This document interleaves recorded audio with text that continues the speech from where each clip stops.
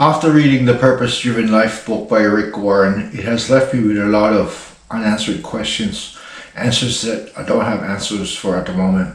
The only positive thing I can say about these unanswered questions after reading the book, which was a New York Times bestseller, is that it led me to a deeper sense of truth that I did not question at first, though I made a lot of mistakes basing everything on what the text was saying. I had a copy of the book. I don't think many people, especially in the Christian faith, are stranger or alien to Purpose-Driven Life book. I don't think it lines up anyway where I can say and anchor onto its context that it's any reliable.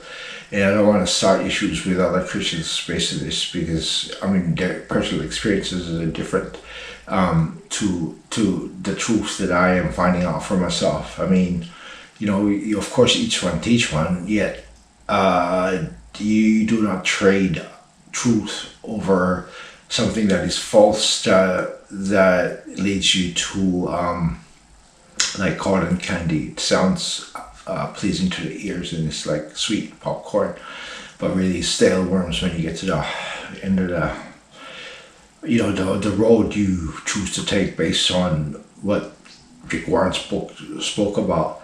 But what it did was really to give you insight about the future of work, the work nature, not just in the faith system, but also globally as a society in total. The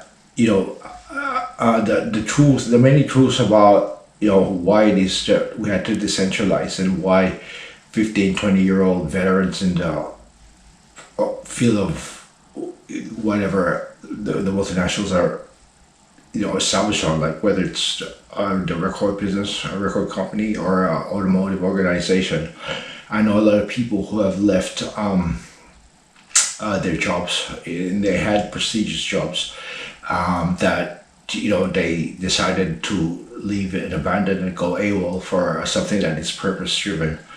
And that's one of the key factors of why the Purpose-Driven Life book has changed someone's perspective in life, just because it's liberating spirit to go and find your own conquest. You find your own adventure, like that people have probably been wanting for so long. Some people are still at their 9-to-5 jobs and they're feeling stuck, but the beauty about the mobile phone is that yes, you can sneak out into the corridor somewhere in a hallway and pursue a one-man team, like side hustle to monetize further.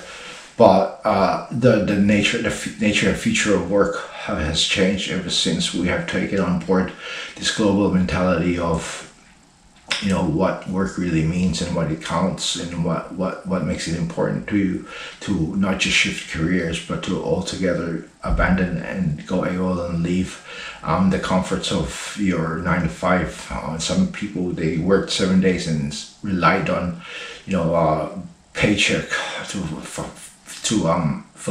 pay off their mortgages, but people are now wanting something more that is more fulfilling, which is why executives in their early 30s, late 30s are leaving the property market and going back and paying rent to their, let's say, even their own parents' place, though they can afford 2 to 3 houses, and they basically just spend their cash, hard-earned money through their jobs to a holiday every 3 months and travel.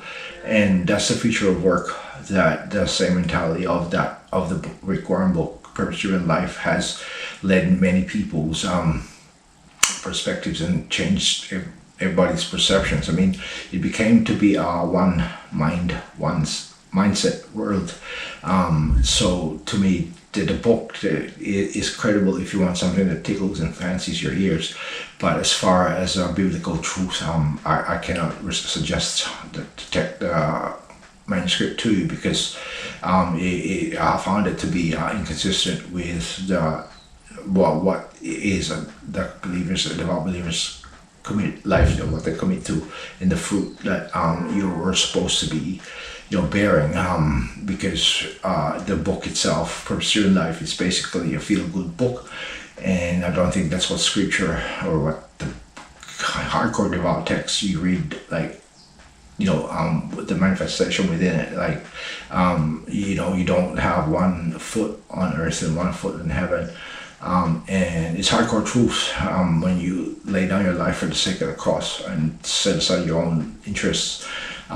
But the global stage is basically, as far as the future of work, that's where people in the West have 2 to 3, a minimum of 1 to 2 casual jobs on top of their full-time jobs, because the privileges and the rights that we earn or we have had access to in the past, and was given, granted us, our perks and our privileges, and so what's not tying up is the fact that when you're a Christian and you're living like everybody else in the world with the same pattern and of let's call it same design, although similar.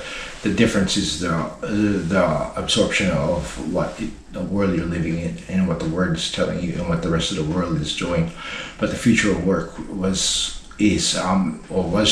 been shaped in the US, where families have 2 full-time jobs and their children working 2, 3 casual jobs, and now it has amalgamated globally, wherever the trend started from. Here in Australia, 2 to 3 casual jobs, full-time hours. We don't share the same accessibility or privileges of having our, full-time perks, like annual leave, long service leave, rest of days off, sick leave. That's non-existent anymore. It's hard to find. So if you're into, if you wanna still like invest in yourself or in your life, you can say that that design doesn't fall for you anymore, but growth can still be managed.